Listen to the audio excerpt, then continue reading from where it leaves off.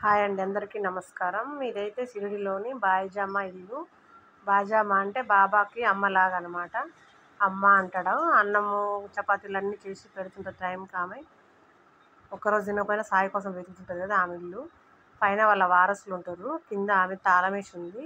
అగో అమ్మ సమాధి. తులసిమాత మందిరం, అమ్మ సమాధి. బాయిజామా బాబాతో తిరిగిన తల్లి. ఇది మహల్సాపతి గారి ఇల్లు. బాయిజామా ఇంటి పక్కనే ఉంటుంది.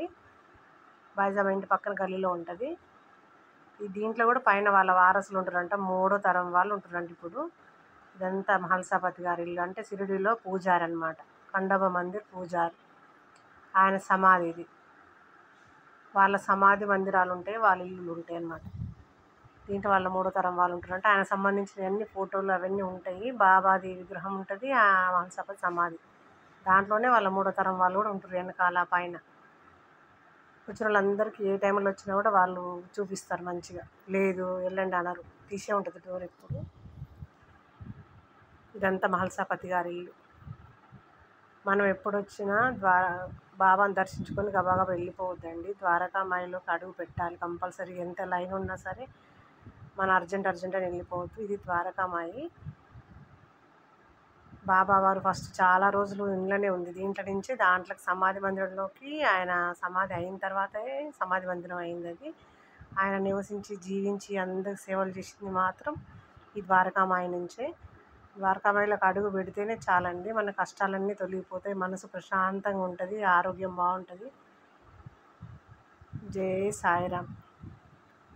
షిరిడి సాయి వీడియోలు ఆదరించిన అందరికీ థ్యాంక్ యూ వెరీ మచ్. బాబా వారి చాలా బాగా యూస్ వచ్చినాయి. అందరికీ థ్యాంక్స్. ఈ వీడియో కనుక మీకు నచ్చినట్టయితే సబ్స్క్రైబ్ చేయండి, లైక్ చేయండి, షేర్ చేయండి, కామెంట్ చేయండి. ఇదంతా షాపింగ్ మిర్యాల కవిత వ్లాగ్స్. జై సాయిరామ్, జై జై సాయిరామ్. చిన్న చిన్న విగ్రహాలు ఇవన్నీ.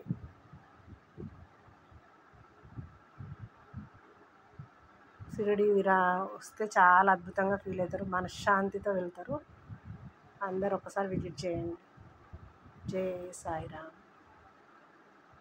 జై జై సాయిరామ్, జై జై సాయిరామ్, జై జై సాయిరామ్, జై జై సాయిరామ్. బాయ్.